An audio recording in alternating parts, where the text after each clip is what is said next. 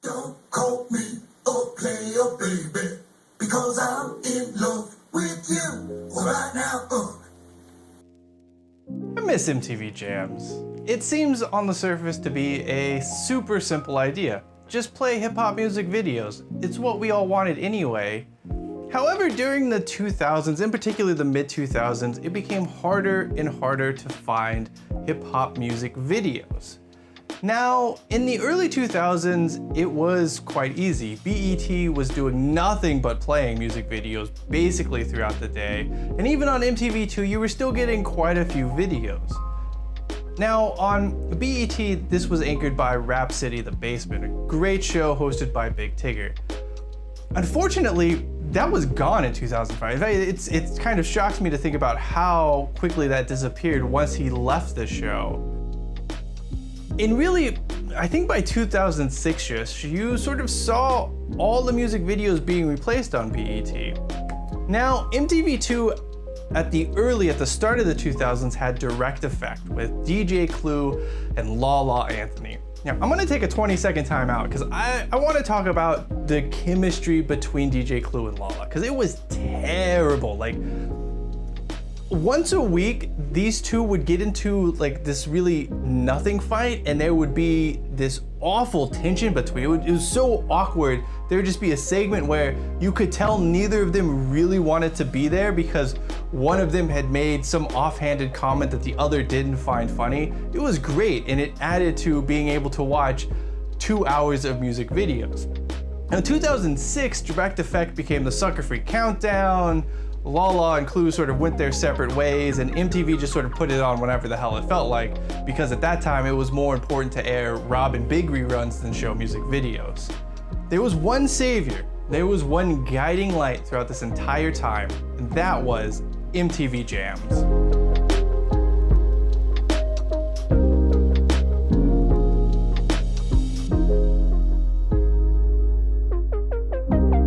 Now, before we get too far into this, it's important to remember what the mid-2000s and even the late 2000s were when it came to hip-hop music videos, and music videos in general. You know, YouTube had slowly come along in the scene towards the tail end of the decade, but we didn't really have a lot of places to watch music videos. And you think about that 10 years between 2000 and 2010, and it was a weird time. At the start of it, let's say in 2002, you could find a music video and you found it online. Downloading it or even watching it would be just a pain in the ass. You would click it, you would try to play it, you'd probably get like a 4-second burst, 30 seconds of loading, 4 seconds of playtime. It wasn't really feasible to do.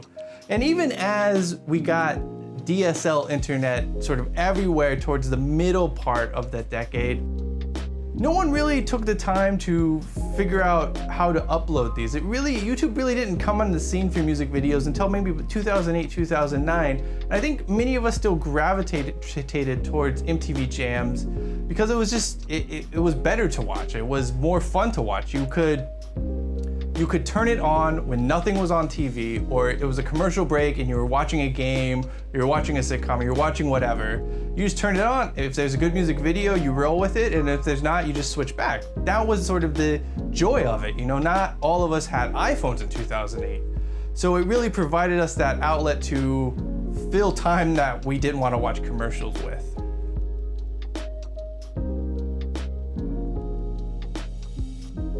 MTV Jams began operations on May 1st, 2002.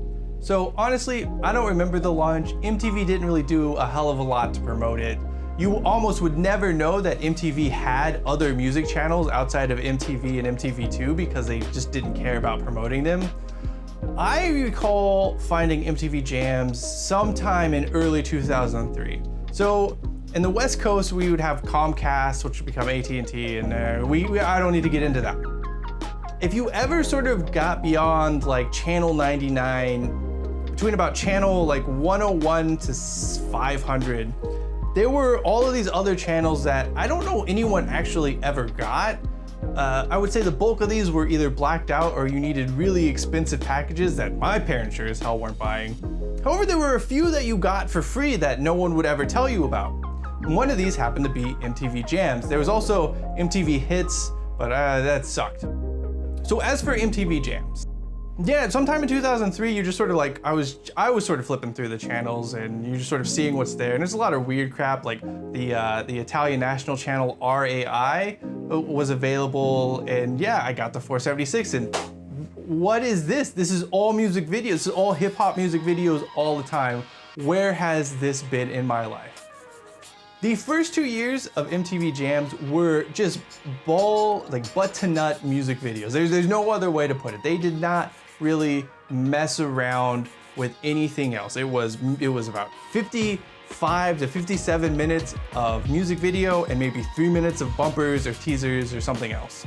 So that first year, and really I'd say up until late 2003, early 2004, you never had to worry about seeing something that wasn't a music video.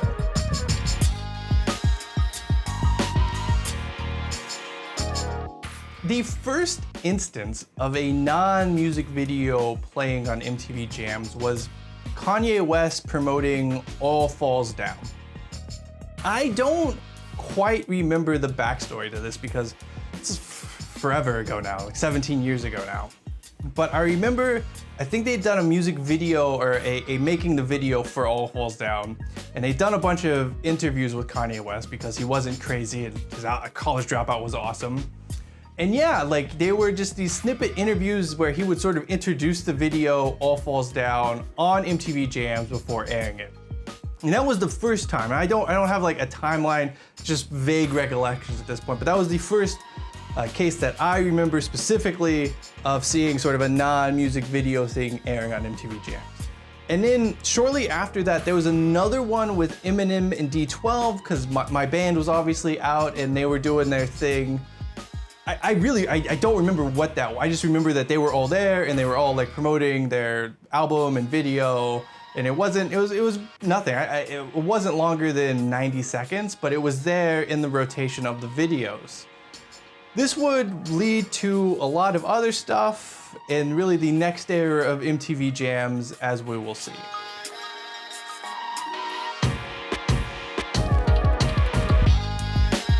By the end of 2004, we were getting artists appearing a lot more frequently on MTV Jams. I don't remember specifically when they launched Artist Takeover. I couldn't tell you which one was the first one. I remember two specific artist takeovers in that late 2004, early 2005 period. The first one was G-Unit, and it was with the game, so it had to have been early, like when This Is How We Do came out. And then there was a second one, it wasn't like a second, I just remember Lil Jon being on MTV Jams with whoever he was sort of either producing for or he was whatever artist on his label he was trying to push out at the time. He would do a lot of these as well, so it was like Lil Jon and Lil Scrappy, Lil Jon Trillville, Lil Jon Brooke Valentine Girl Fight. I definitely remember that one, that's a banger.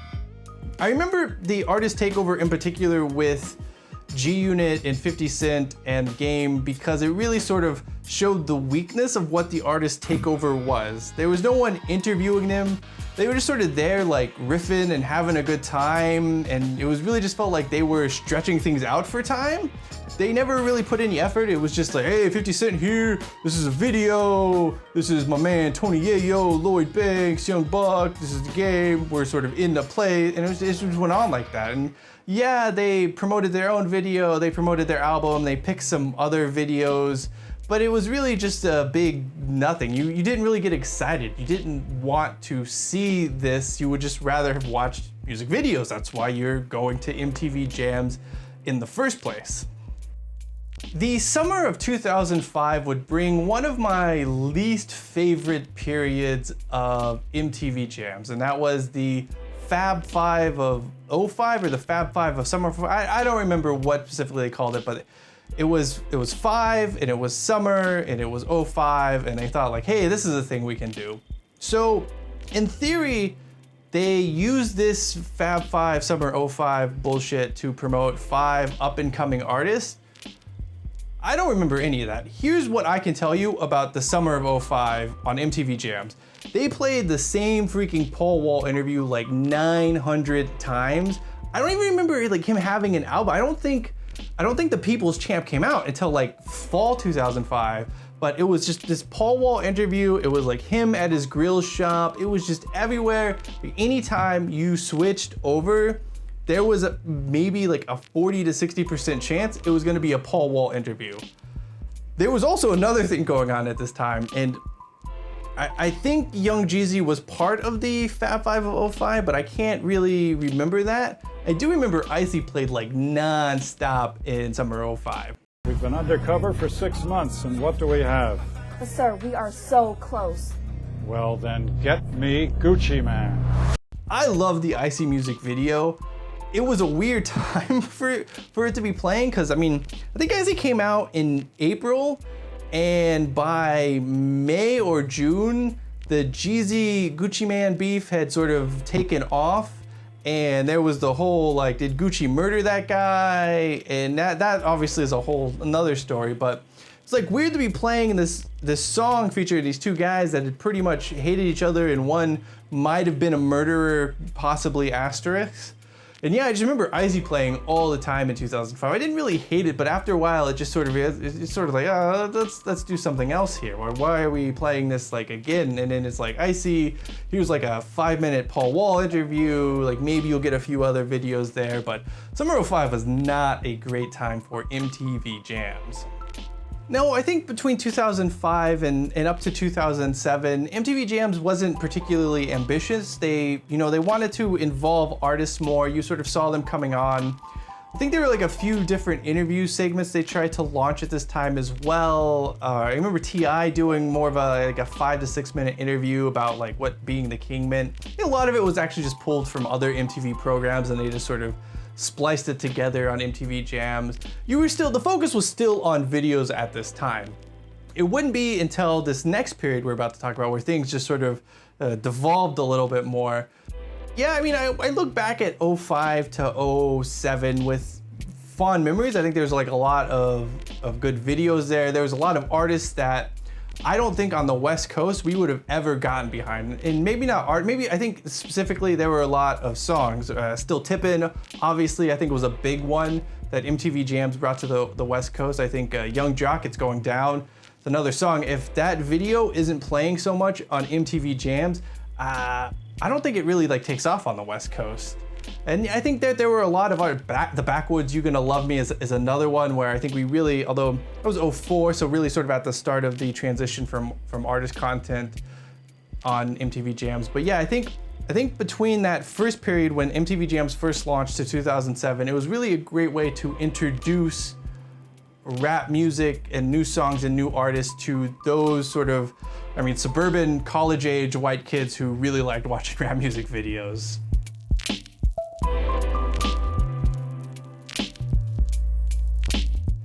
It's really difficult to judge the era of MTV Jams between 2008 and 2011. We were still getting a lot of music videos, and at this time, MTV was done with music videos. BET was basically done with music videos. MTV Jams was sort of like that last bastion left. If I just wanted to watch some rap music videos, it was either that or I wouldn't be watching a music video, or I would be kicking it out to like channel 973 or whatever, and all of those music stations that would just play digital music on Comcast or whatever. So yeah, the 2009 era of MTV Jams, it really, to me, I think the descent starts with the launch of Hood Fab. I fucking hated Hood Fab. Like, Hood Fab was the worst. And let's be real about it. Like, the people they found, okay, so if you don't know what Hood Fab is, it was this game show hosted by some really annoying dude. He would basically bring along an artist, like Fat Joe, I think, was on it, Rick Ross was on it. They almost always appeared not wanting to be there, or at the very, very best, they were like nonplussed about this appearance. They just really didn't care about it. And anyway, Hood Fab was a trivia show. They would basically go and find a random person, usually in Miami or New York. I think there's one in Baltimore once. There's probably New Orleans one and Atlanta one. I don't really care. But the Hood Fab, the whole concept was, this is a trivia show about rap, blah, blah, blah. But they would always pick the worst freaking contestants for this thing. So I remember every time I'd watch this, like as someone who consumed a lot of rap music videos during this time, the participants, the contestants on Hood Fab didn't know shit about shit. They were just so clueless.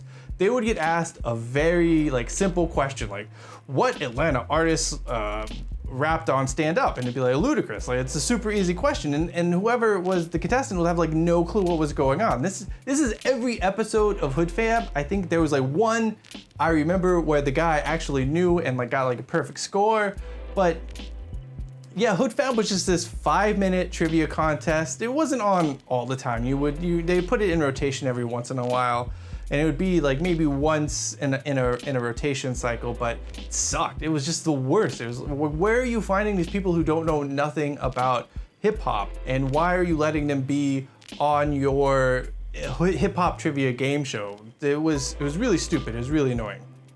Hood Fab launched in 2008, and in 2009, we started getting these previews for other shows and documentaries that would be airing on MTV2. The one I remember the most was Born Ready, the Lance Stephenson, and this, it feels old saying this, but yeah, the Lance Stephenson documentary about him being in high school, and his nickname was Born Ready.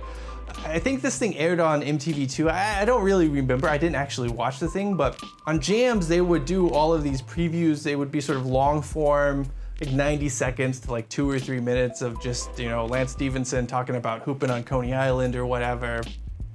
These, on the surface, they seemed harmless, right? Like, they were just there. Like, thank God it wasn't another freaking episode of Hood Fab. But these were a pilot or a test run for something more sinister that we'll get into in a moment. But yeah, I remember the Lance Stephenson Born Ready ones. I think there were a few more that where it was basically like, let's be realistic, it was basically like MTV thought people who were watching MTV Jams would like something, almost always involving some sort of clearly racial profiling. They would sort of throw a preview on MTV Jams to try to get crossover. I don't know if it worked. I don't really think they cared that much about Jams up until this point. It was just something that we have this vehicle, let's try to do something. But yeah, these would be a test run for something else down the road. Things got worse for MTV Jams in 2010. When the sort of advertisements and the promotion for other shows on MTV and MTV2, we sort of saw MTV trying to bring MTV Jams into the MTV family, which I don't think anyone on MTV Jams or anyone who watched MTV Jams wanted that. We just wanted to watch rap music videos. Like, we were annoyed that we got Artist Takeover, we were annoyed by Hood Fab, we were just annoyed that MTV Jams kept trying to take away what we wanted from the channel, which was rap music videos. 2010 was really the first time MTV tried like a full suite of integration between all of its channels and entities and arms. And by that, I basically mean that MTV would try to take one theme or one event and just blast it everywhere all the time on all the channels. The most notable occurrence for me had to have been Spring Break 2010. 2010's an odd time in hip hop and rap because you know, Drake and Young Money are starting to emerge, Nicki Minaj is starting to emerge. You're really, Jay-Z has sort of, I mean, we're way past Ham at this point. It's really a changing of the guard. The one thing that I felt like nobody really wanted with MTV Jams was a bunch of Spring Break content from MTV, but that's what we got. So for three or 4 weeks, and I know Spring Break lasts 1 week. Like, MTV Spring Break is like a 1 week shot. They do it and it's done and over with. But for MTV Jams, they extended it for, I want to say 3 weeks. It might have been 4, it might have been 2. I don't remember fully, but basically, instead of music videos, what we got was a lot of MTV content from Spring Break. We got VJ updates from Spring Break, we got promotional stuff, and we got these 10 to 15 minute concert blocks with, I think B.O.B. was there, Young Money was there. There were a few others as well, but they would play, they split up, sometimes they split up like a specific song for Spring Break and they would put that in a rotation, and sometimes they would just air 10 to 15 minutes of a concert from Spring Break.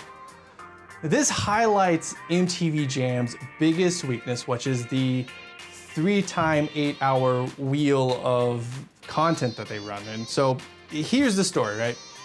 Every day they play 3 8-hour blocks. You get 24 hours, obviously. So the 3 blocks are the same thing. It's 1 8-hour block, and the West Coast, it started at 3 a.m. and then it played again at 11 and then 7 p.m. and that would be your day, right? So almost always these blocks would feature the jam of the week playing at the top of the hour. So that was playing 24 times no matter what. However, with the spring break content, you weren't just getting it once in a cycle. They were recycling the spring break content. So you were getting 2 of the same updates or 2 of the same concerts because they only had maybe like 4 pieces in there at any given moment. So you were just getting all of the same stupid spring break stuff all throughout the music videos. It really just became, it was the first time where MTV Jams felt like you weren't getting music videos. You never knew when music videos were coming. And that just really was not a cool thing for MTV to do, because honestly, no one watching MTV Jams gave a crap about Spring Break 22. Like, we weren't going to Spring Break. We weren't interested in seeing live performances from Spring Break. Like, just show us the music video. Like, if you want us to hear a song from B.O.B., give us the music video, please. Like, this is what we're here for. I don't care about him partying in front of some co-eds from Florida State. This does not interest me at all. So this would happen again for a few different other MTV promotions, where they just would take all of the networks and you were getting the content no matter what. It was on Hits, it was on Jams, MTV2, MTV. They were just going to promote the hell out of their events, and you had to accept it. In 2011, the one thing we got that really just ended up being, it was the moment MTV Jams jumped the shark, is they started playing commercials during the blocks. It started off pretty conspicuous in that they would it wasn't long, right? So we mentioned before how they would do their promo spots for Born Ready or whatever during the music. And the commercials started off in like maybe 1-minute blocks here and there. And it was really a test run, but it ended up being what I feel is the thing that just killed off MTV Jams for good, because it was just, you were taking the one thing we wanted and you were just ruining it with the one thing we didn't want, and that was commercials. Because, you know, we could put up with stupid spring break performances, but the reason we were turning it on Jams in the first place was so we weren't watching commercials, and they were giving us commercials anyway. And yeah, in 2011 it started, and well, let's just get into that now.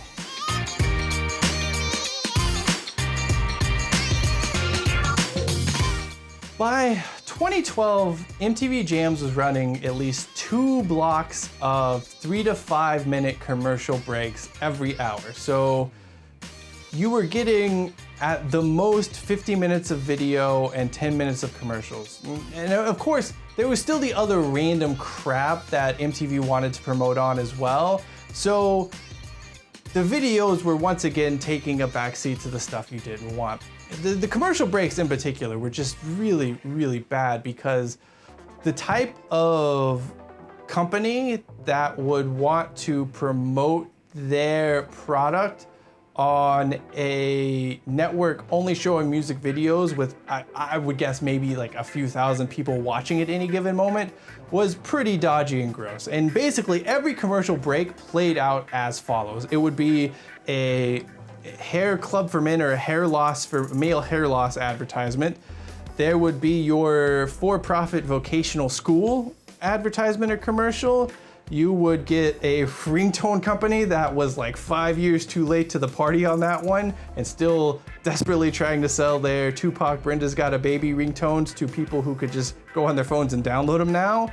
And I think a few times I remember vividly seeing a Publishers Clearinghouse commercial on MTV Jams. And I mean, really, you're seeing a Publisher Clearinghouse commercial, you know, like, you have hit rock bottom officially. So by this time, MTV Jams never really found itself in who it was. For core fans like myself, we had zero interest in sitting through commercials. It wasn't why we're doing that. Like, you already had inundated us with all of this other crap we didn't want it, and now you're going to make us sit through 10 to 15 minutes of commercials in any given hour. I think it was really disappointing for me, and that's when I began flipping over to MTV Jams less and less. The other issue MTV Jams had in terms of acquiring new videos is that I graduated college in 2011, and that kids going into college at this time and in high school at this time, they were already familiar with YouTube. YouTube had enough videos on it that they didn't need MTV Jams, and that MTV Jams managed to alienate its core fan base and not attract in a new fan base. And really, I think 2013, 2014, and 2015, it just sort of, you saw a decline of interest. Yeah, no one really wanted to watch it because you were just getting so many ads.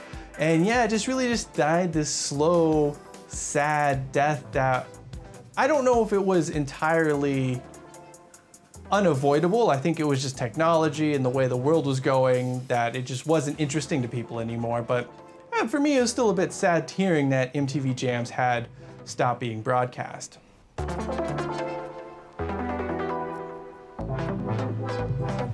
This all brings us to October 5th, 2015, the day that MTV Jams stopped being broadcast for good. Nothing really happened to MTV Jams, so if you don't know, or maybe you know a little bit but you aren't familiar with it, MTV Jams essentially was rebranded as BET Jams, and they still promised music videos, but I think they're still airing commercials. I'm not interested in watching it all at this point.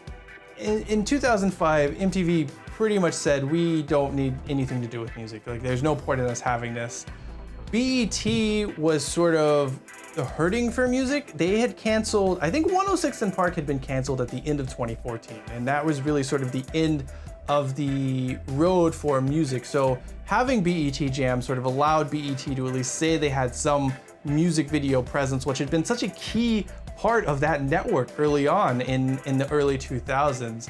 So on the surface, the move made sense, but it was still, I don't know. I remember hearing about MTV Jam sort of stop being broadcast, and it was definitely something where you're like, oh, that's sad. It's an end of an era, and it was an era that I think gave a lot of people a lot of positive memories. But yeah, that was October 2015. It is the end of MTV Jams as we know it.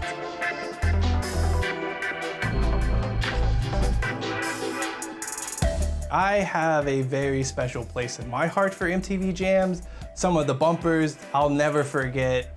Some of the stuff, some of the videos I still watch to this day. And for me, what I appreciate most about MTV Jams, you know, being a college kid, being from the suburb, it wasn't like we were reading The Source or we were reading Complex. We weren't in the scene. We were sort of out in the hip hop wilderness, and that it gave us an outlook and a pathway to discovering new artists, new songs, new music.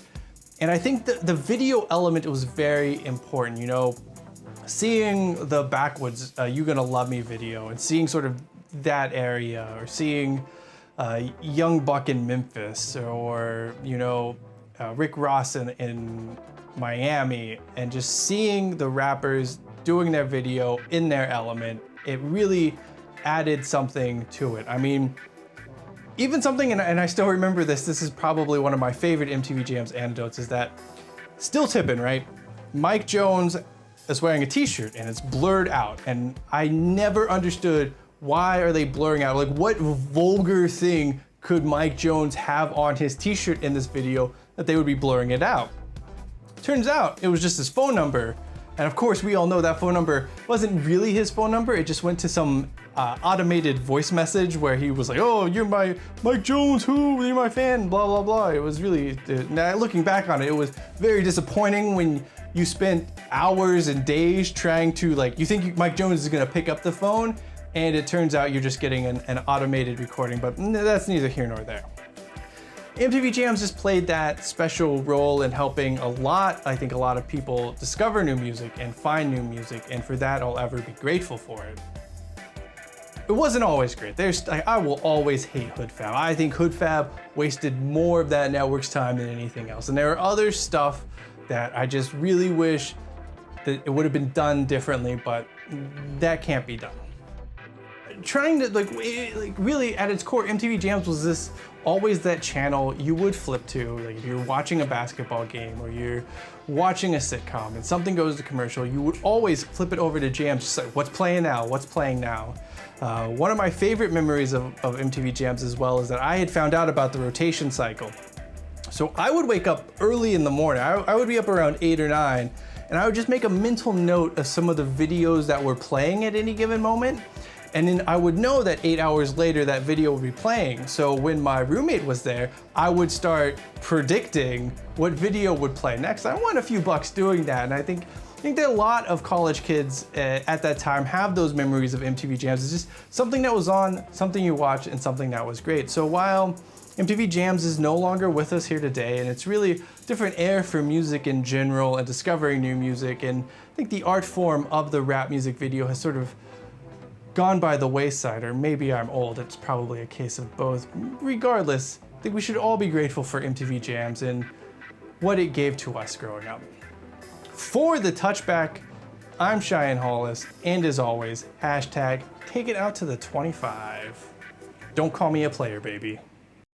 Don't call me a player, baby, because I'm in love with you right now.